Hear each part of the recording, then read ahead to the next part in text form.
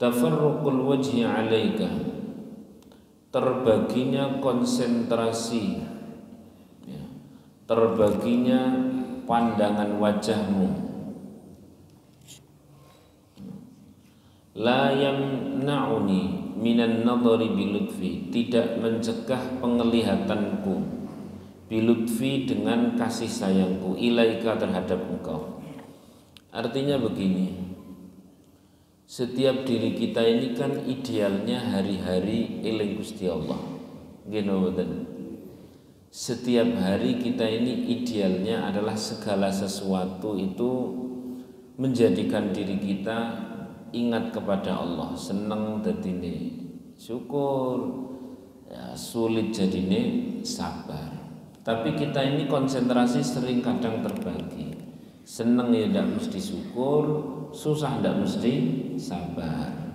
Seneng malah lali, susah malah dersulo dan sebagainya. Ada pokok konsentrasi kita terbagi. Terus habis itu baru syukur. Tapi wis kadung lali. Terus habis itu sabar. Mung wingi wis kadung ngamuk. Kan gitu toh. Konsentrasi kita sering terbagi. Alhasil yo kadang berhasil, kadang tidak. Demikian pula dengan sholat-sholat kita.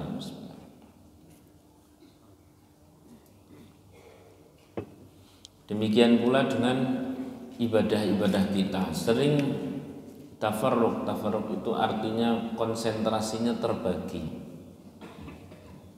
Namun yang demikian tidak menghalang-halangi kuasa Allah untuk bisa tetap memandang, melihat kita, ya, untuk tetap bisa Allah Subhanahu wa Ta'ala memiliki perhatian kepada kita. Asal apa? Idza kana laka inayatun minni, asal ada tersisa sebersit saja konsentrasi hati kita yang paling dalam untuk tetap iling. Jangankan pandangan kita ini terbagi, bahkan orang yang paling berdosa sekalipun, asal nang jerone ati itu masih ada jeritan yang sangat tersimpan, Allah itu masih sangat mungkin untuk memberikan hidayah.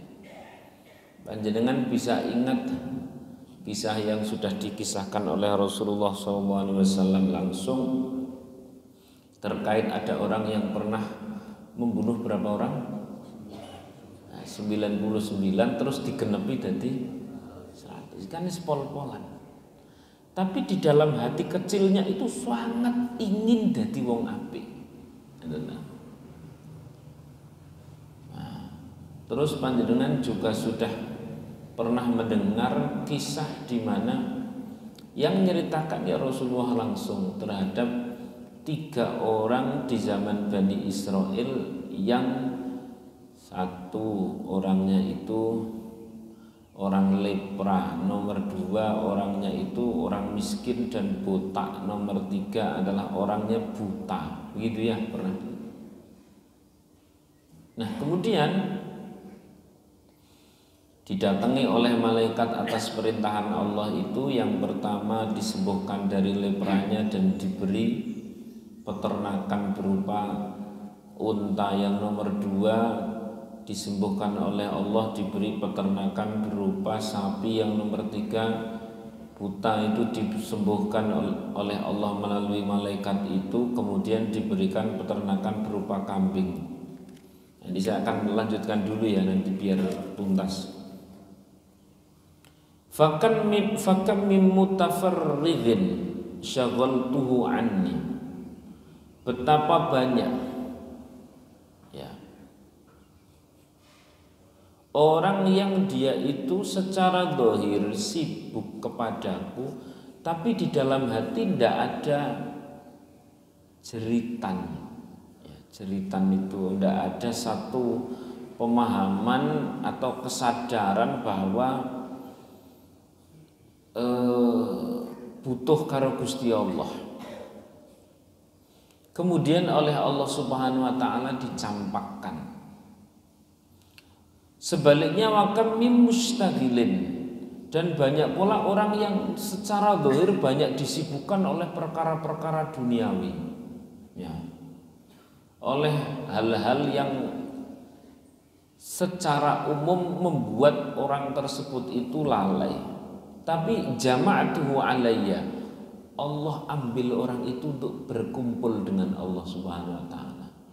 Jadi ada orang, nah ini kalau bahasa Rasulullah ya, bahasa Rasulullah begini.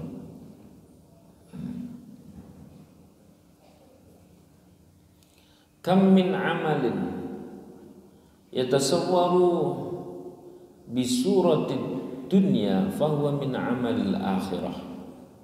Ada banyak sekali amal-amal yang kayaknya itu kesibukan-kesibukan duniawi, tapi sebenarnya itu adalah amal akhirat. Kenapa? Bihusnin niat. Ada instalan hati yang baik. Gitu. Ada instalan hati yang baik. Wa kam min amalin yatasawwaru bi suratil akhirah. Dan banyak pula amal-amal yang kayaknya sibuk banget terhadap perkara-perkara akhirat. Tapi ya, min amalin yatasawwar bi suratil akhirah fahuwa min amalid dunya, tapi itu sebenarnya amal duniawi. Kenapa? Bisu inniyah, karena instalan hati yang tidak baik. Sallallahu alaihi Nabi Muhammad. Nah, ini tentu kita sedang tidak membahas bahwa ngurus masjid itu buruk, sholat itu buruk, boten. Tapi titik fokus kita ini jangan sampai aktivitas kita yang baik tapi instalan hatinya buruk, gitu ya, instalan hatinya buruk.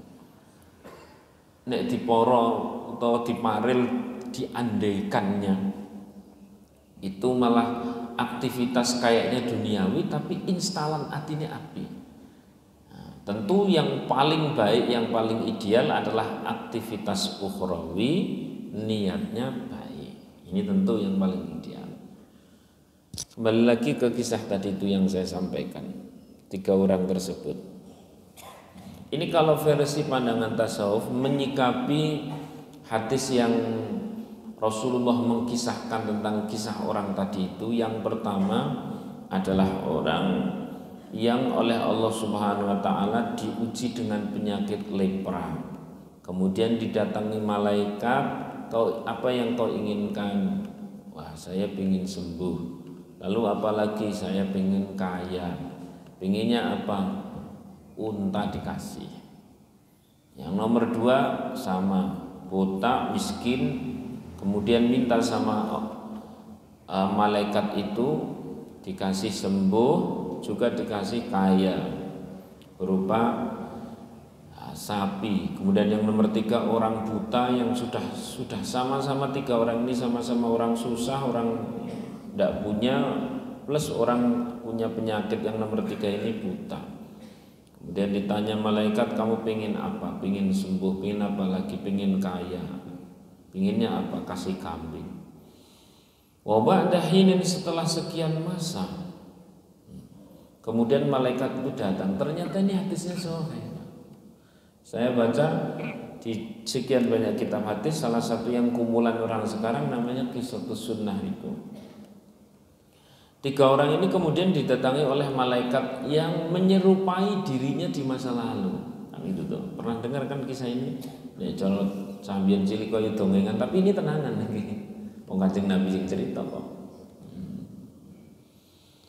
Datanglah malaikat menyerupai kondisi mereka zaman dahulu. Yang pertama orang lepra, orang dengan penyakit kulit yang parah. Sekarang sudah menjadi orang yang sehat, sugih dan jaya. Malaikat datang menyerupai dirinya yang dulu. Nah, saya sebagai peminta-minta, saya minta bantuan, Pak. Saya ini orangnya sakit dan tidak punya apa-apa. Kata orang pertama ini, "Apa-apaan kamu ini? Saya ini nyarinya sulit kok, kesibukan saya setiap hari itu luar biasa. Ya sudah, pokoknya buat berobat lah, saya rasa dewi kono lah. Kene yo mumet kok." Kurang lebih seperti itu.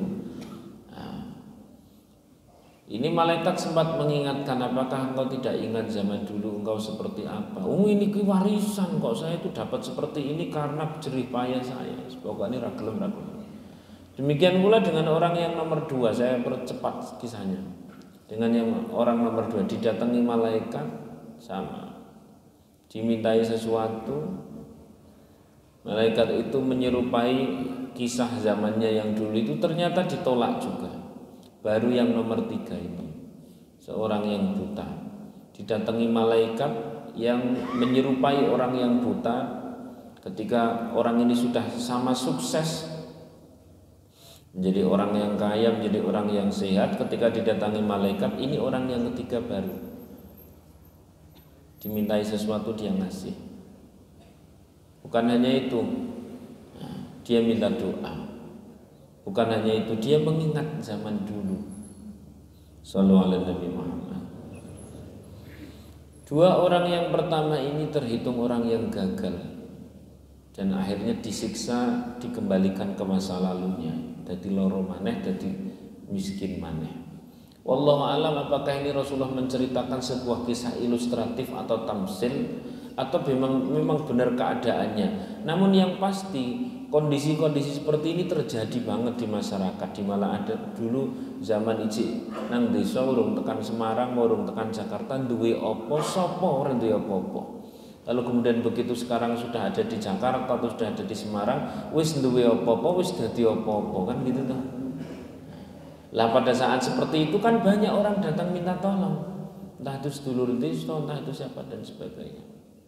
Nah, kemudian di antara 3 orang ini yang berhasil hanya 2. Yang berhasil hanya 1, yakni yang terakhir. Yang 2 kok gagal. Nah, ini sekarang kita masuk ke pandangan tasawuf. Apa yang membuat 2 orang ini gagal dan apa yang membuat 1 orang ini berhasil? Ini saya ceritanya cepat, jadi betul-betul paham. Ternyata yang membedakan adalah tadi itu, inayatun fi qalbi. Ada rasa keterkaitan kepada Allah yang tidak pernah putus apapun aktivitasnya. Ketiga orang ini kan aktivitasnya sama-sama peternak tuh. Siji ternak unta, siji ternak sapi, siji ternak kambing. Semuanya sibuk, semuanya itu disibukkan oleh perkara dunia. Lalu kenapa pada saat yang satu hatinya gampang tersentuh, yang kedua itu tidak? Jawabannya apa? Karena ada instalan yang baik di dalam hati. Nah, maksud dari kita ngaji hari ini itu soal aktivitas zahir kita hari ini seperti apa, mungkin semuanya bisa sama. Tapi jangan sampai lupa, sering-seringlah meronta, sering-seringlah munajat di hadapan Allah Subhanahu wa taala, minta tolong. Shallallahu alaihi Nabi Muhammad. Hanya saja orang meronta di hadapan Allah, bersujud, terus kemudian munajat, iki rada angel nek wong seneng terus. Ngene mboten. Biasanya meronta kita itu terus, ya Allah, iki piye ya Allah, ini gimana ya Allah. Itu biasanya pas susah atau pas seneng? Pas seneng atau pas susah? Pas susah. Maka susah itu menjadi satu menu penting agar kita punya inayatun fi qalbi. Selalu atau ta'alluq gumantung karo Gusti Allah. Kok seneng terus tetap lali. Shallallahu alaihi Nabi Muhammad. Balik lagi ke tema. Bismillahirrahmanirrahim. Tafarruqul wajhi alaika. Saya mau masih contohkan ya. Kenapa ada kisah seorang welek tenanan, pelacur kok yo bisa mlebu surga. Lek dilalah sing dilakoni mung perkara cilik, nulung sing ditulungi bukan manusa tapi napa? Anjing. Ini kan pol-polan Kanjeng Nabi lek nyuntuni. Sing sijine maneh seorang wanita yang sepertinya sholihah mlebu neraka mergo kucing. Pernah dengar seperti ini? Apanya yang membedakan di sini? Ternyata inayatun fi qalbi. Ada sebuah instalan hati. Ada jeritan yang meronta minta tolong kepada Allah yang terjadi, yang ada pada seorang wanita. Siapa tadi? pelacur tadi itu. Dadi nang ati aku ya Allah, aku kasil wis moh kok ngene iki, aku pengen dadi wong apik. Piye to iki carane? Sampai kemudian lewat ada anjing yang kehausan, dia ada rasa rahmah, ada rasa kasihan, diambilkan menggunakan sepatunya, dia masuk ke dalam sumur kemudian diminumkan. Dengan seperti itu kemudian Allah kasih jalan sehingga ia bertaubat. Sing siji nih, iki wong ya wong apian, wong wedok apian kok. Tapi nang ati itu kosong. Dalam hati kosong, enggak pernah meronta. Dikira dirinya ideal. Dirinya apa? Ideal. Maka kalau seseorang mau sesoleh apapun dia sudah merasa ideal, rampung Pak. Rampung asli. Allah bisa kasih segala drama sehingga akhirnya berakhir dengan tragis. Na'udzubillah min. Maka sesoleh apapun jangan pernah merasa apa? Ideal. Jangan merasa koyo aku guys. Ideal. Sallallahu alaihi Nabi Muhammad. Ini pelajaran pertama. Bahwa di dalam hati itu harus ada merontanya, meronta ya Allah. Itu kurang lebih seperti itu. Lah biasanya sing ya Allah, itu biasanya nek dong pas sehat terus napa enten lorone? Enten lorone berarti penting napa mboten niku? Biasa mawon berarti nek niku bisa sampai meronta sujud ya Allah. Masya Allah tulung ya Allah, tulung ya Allah. Niku nek dong duwe duit terus, napa ana sesekali ora duwe duit? Sing pundi? Wis ora duwe duit dilalah wingis kadung janjani mengke imam masjid. Saya malah dituran duit malah menjanjinya dan sebagainya. Ya Allah. Maka sehebat apapun ibadah seseorang, jangan sampai dia merasa ideal, rampung urusan dia. Juga keingat kisah Barsiso, ya Barsiso. Orang yang sudah sangat banyak ibadahnya, bahkan karomahnya itu dia bisa terbang luar biasa, muridnya ya akeh. Ketika di dalam hatinya dia merasa ideal, hilang ainayah. Ainayah itu piye yo bahasake.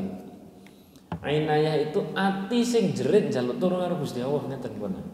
Dan itu bisa terjadi pada orang yang kayaknya hari ini lagi sibuk duniawi, tapi ning ati ya Allah, aku pengin banget ning masjid ya Allah.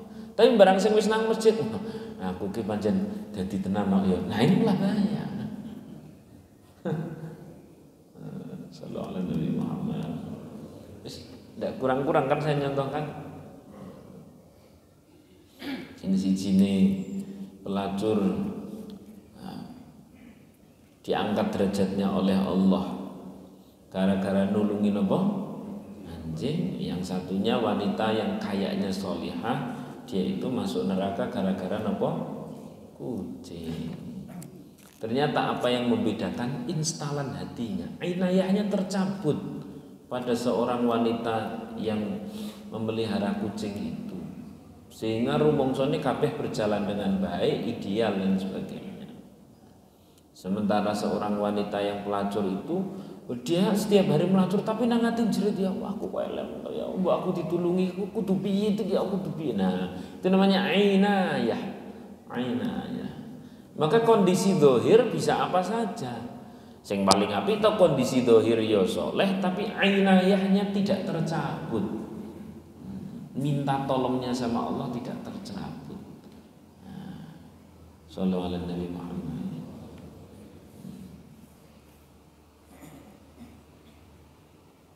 Itu je pelajaran pertama. Dan masih sekian banyak kisah-kisah yang lain. Sekarang kita akan bicara ainayah yang terbaik. Ainayah yang apa? Terbaik. Ainayah yang terbaik. Sama-sama meronta di hadapan Allah. Itu meronta untuk urusan rezeki mboten napa-napa. Boleh. Sing penting merontanya di sisi Allah Subhanahu wa taala. Ya, pada saat lahirnya Rabi'ah Adawiyah, beliau masih ada di kandungan sang ibu. Ikan wong tua ini wong ora duwe ceritanya. Bapak ibunya siapa tadi namanya? Rabi'ah Al-Adawiyah. Pernah dengar ya? Rabi'ah Al-Adawiyah, seorang wanita yang solihah, dia ahli ibadah, ya, seorang ahli sufi yang pencetus pertama ibadah dengan jalur mahabbah, begitu ya. Pas dia masih di kandungan, itu ibunya sudah mau lahiran, ya istilahnya detik-detik mau lahiran. Tidak punya apa-apa, cuman digubuk sampai lentera saja tidak punya. Suaminya itu karena wong sing punya inayah luar biasa, kuat di dalam hati, itu diginikan sama sang istri. Mas iki aku semeh lahiran, kamu sana minta tolong ke tetangga-tetangga, barangkali mereka punya gandum atau punya apa. Aku jenengane wong soleh niku, wong soleh sing bener-bener soleh niku dia punya sumpah di hadapan Allah. Nah, ini sing saya sampai hari ini belum bisa, dan walah berat pokoknya, berat. Apa sumpahnya? Sumpahnya tidak meminta kepada makhluk. Ini kan angel tenan toh.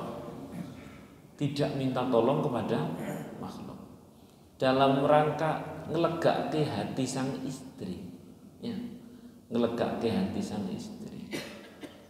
Dia bilang ya saya tak ke rumah tetangga. Begitu sampai rumah tetangga itu mungkin tempel tok pintunya, ndak sampai salam, kan malam toh, ndak sampai salam lagi. Endi apa yu iki anak iki bojoku lu meh lahiran, bukan. Ini kan abot banget, dia hanya nempel tok sambil berkata, ya Allah, saya sudah bersumpah bahwa tempat aku mohon pertolongan hanya Engkau. Saya tidak akan turunkan derajat ini. Wah, nek dhewe wis medun atau ora karuan. Gitu. Datang lagi tetangga yang lain cuma ditempel tok. Habis itu terus kemudian dia pulang. Gimana Mas? Ya jawab, tidak ada satupun tetangga yang ku tempel pintunya yang membuka. Ya wae ora dibuka wong ora totok-totok. Tapi sing legake sang istri. Habis itu dia merunduk sambil nungguin istrinya mau lahiran, dia ngerunduk seperti ini. Duduk seperti ini terus karo ya zikir ya Allah, ya sholawat. Tertidur dia. Tidur dimimpikan Rasulullah sallallahu alaihi wasallam.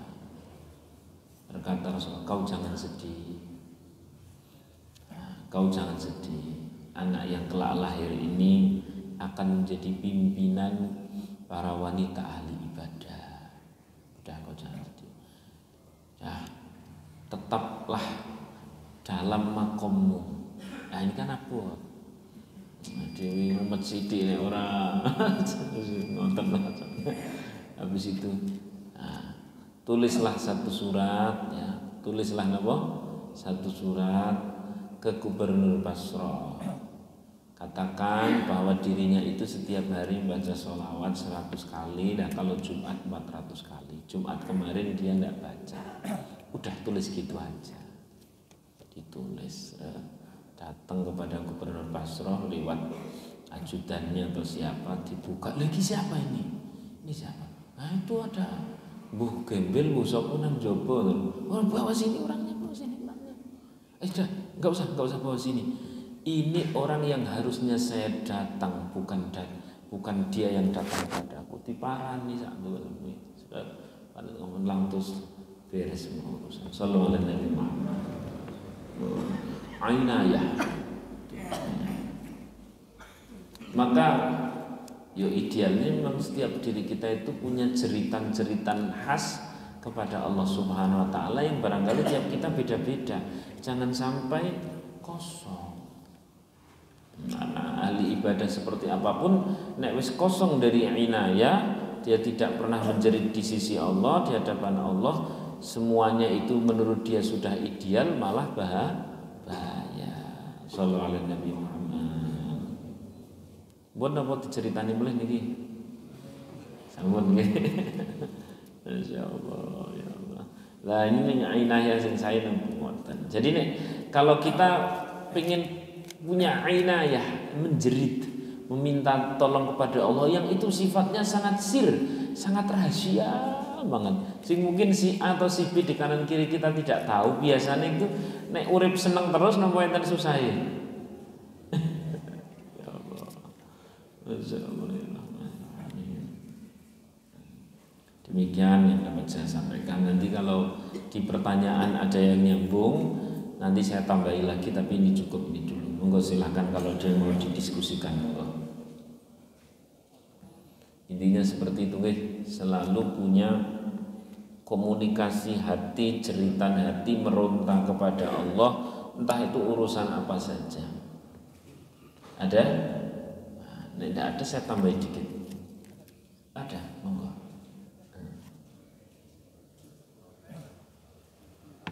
Terima kasih sekali. Assalamualaikum warahmatullahi wabarakatuh. Waalaikumsalam warahmatullahi wabarakatuh. Ustaz, saya memberikan apresiasi cerita ini sangat inspiratif. Hanya yang jadi pertanyaan ini, kapan inayah ini harus bisa kita terima? Kita semua hamba Allah itu sangat mendapatkan inayah. Tapi kok cerita itu kan sangat luar biasa. Apakah itu hanya fiktif atau nyata, dan bagaimana kita selaku hamba Allah yang sangat lemah ini bisa mendapatkan inayah dari saya? Sami-sami, Masya Allah. Ya, itu setiap kita sebenarnya punya kesempatan. Biasanya itu hadir adalah yang kayak di surah, kayak di juz 20 itu loh. Amman yujibul mudtarra idza da'ahu wa yakshifu as-su'a wa yaj'alukum khulafa'al ard a ilahum ma'allah. Kan gitu ya. Pokoknya dalam sebuah kondisi terdesak, terus kemudian di sana kita meyakini tidak ada yang selain Allah yang bisa nolong. Nah, itu adalah bahan-bahan inayah, kurang lebih begitu ya, bahan-bahan. Instrumennya yang paling dekat dan yang paling sering adalah tadi itu mudtar, ya, sama meyakini tidak ada yang mampu kecuali Allah. Mudtar itu kondisi terdesak. Kondisi terdesak itu kalau para kekasih Allah tidak harus benar-benar terdesak, tapi beliau itu bisa membuat kondisi terdesak tersendiri. Kenapa? Karena bagi beliau-beliau ini sudah selesai berdoa untuk diri sendiri. Bagi para kasih, Syekhul Qomudi itu pernah sujud di dekat Sungai Nil. Pada saat Sungai Nil lama sekali tidak mengalirkan air, beliau sujud sambil di dalam hatinya kurang lebih bilang demikian, ya Allah, aku tidak akan mengangkat keningku sebelum Engkau berikan air untuk penduduk Mesir. Nek dhewe kan ndonga dhewe repot kan ketemu beliau juga. Alhasil beliau itu selalu punya tema, ya. Selalu punya tema. Yang temanya tadi satu, terdesak. Nomor dua apa? Meyakini hanya Allah yang bisa. Kalau sudah ada instrumen ini, maka siapapun akan mendapatkan atau meraih ainayah. Ainayah itu pertolongan Allah yang instrumennya tadi itu kita menjerit di sisi Allah dalam kondisi terdesak. Di bahasa para kekasih Allah yang lain bilang demikian, jangan pernah engkau kalau di hadapan Allah Subhanahu wa taala kecuali engkau selalu dalam posisi seperti orang yang ada di tengah-tengah lautan, dirimu hampir tenggelam karena kapalmu hampir karam. Nek bahasa kiai saya nek ndonga sing seru sak seru-serune sampai saking serune nganti ora metu suarane. Ngoten. Pripun berarti? Gimana? Ndonga sing seru sak seru-serune nganti ora metu suarane. Ini kiai saya seperti itu. Ngoten terus. Nah, sallallahu alaihi Nabi Muhammad. Ini kok jadi Minang Doplong ini. Ada lagi, silakan. Silakan.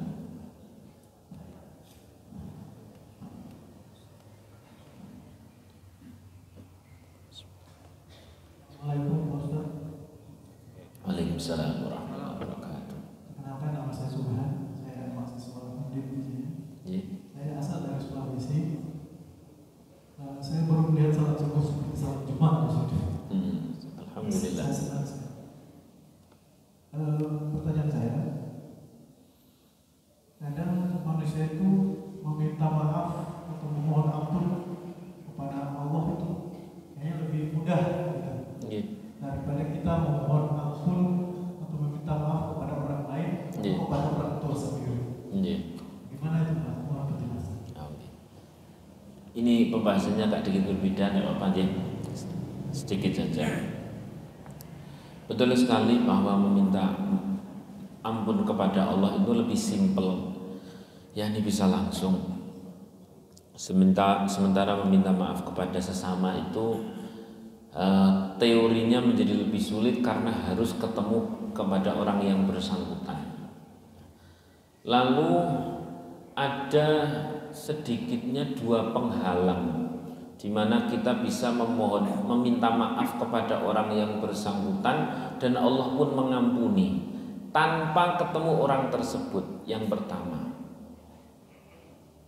ketika tidak mungkin ketemu sebab memang tidak mungkin ketemu, orangnya sudah meninggal atau karena jarak atau lost kontak, berarti memang tidak harus ditemui. Terus bagaimana doanya? Saya agak lupa doa bahasa Arabnya. Tapi kalau saya Indonesia kan jadi begini, ya Allah, saya punya urusan dengan fulan bin fulan. Orangnya sudah tidak mungkin saya temui ya Allah. Yang tadinya hablum minan nas ini ya Allah, Engkau ambil alih menjadi hablum minallah, sehingga cukup aku bermohon ampun kepada Engkau atas hal ini. Cetra apa tadi? Cetra wela-wela ya. Nah, itu. Nomor 2 adalah pada saat bila bertemu akan justru menghasilkan dosa, maka lebih baik tidak usah bertemu. Jelas-jelas kamu dosa. Dewi misalnya ini contoh, biyen podot ini eleke, ya zaman dulu pernah podot ini yus meremani lah ya, sama-sama beriman. Satu ketika terus kemudian panjenengan sudah menjadi orang yang baik, bertobat dan sebagainya. Tetap kan kudu njaluk ngapura kan sama orang tersebut. Tapi nek ditemoni jelas jadi dosa bakali. Nah, jelas jadi apa? Dosa. Jelas jadi. Maka sama doanya seperti tadi itu. Ya. Mantan kepada mantan lihat dicontoh di karo Ustaz Saiful ketemu karo mantan itu malah jadi dosa wis ngene njaluk ngapura karo Gusti Allah gitu ya, terutama dulu-dulu yang masih muda banyak mantan begitu ya kena ketemu kan malah jadi dosa gitu ya, gitu. Maka minta ampun kepada Allah dengan cara memohon tadi diambil alih gitu ya. Dah, saya rasa cukup. Kecuali kondisi dua hal itu, maka lebih baik ketemu. Kalau sudah meminta maaf kok orangnya tidak memaafkan, sudah lagi kita tertunaikan kewajiban kita dan kita tidak wajib orang tersebut memberi maaf. Yang wajib adalah kita meminta maaf. Sallallahu alaihi Muhammad. Jelas ya? Dah. Berarti kita sudah mengharap Allah memberikan lampu rahmatnya. Sudah padang makbiak orang tersebut tidak mau, ya sudah tidak apa-apa, tidak usah jengkel. Wong ini hablum, kayaknya hablum minallah, tapi maaf, saling memaafkan itu yang merintahkan siapa?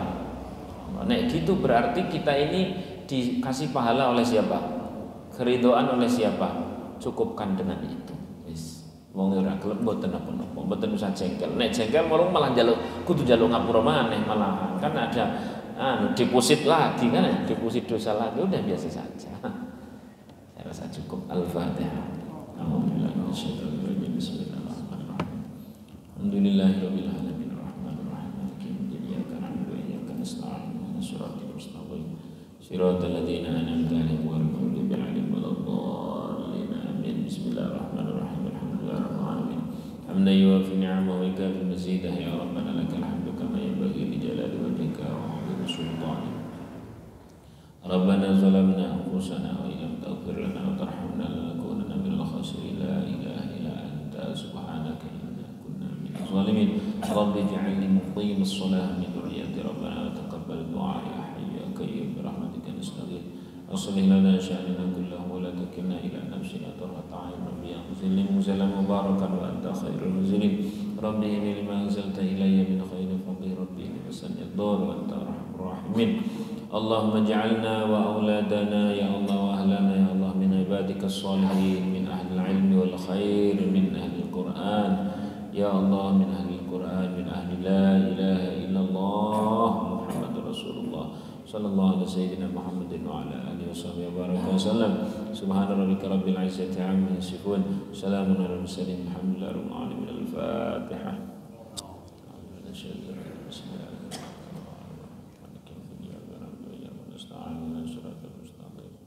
Siratal ladzina an'amta 'alaihim ghairil maghdubi 'alaihim. Yang kisah yang tadi saya sampaikan itu terdapat dalam kitab namanya Tadhkiratul Auliya Syekh Fariduddin Attar yang tadi tentang Rabi'ah Adawiyah, itu referensinya. Bila itu fi hidayah wa ridha wal inayah. Assalamualaikum warahmatullahi wabarakatuh.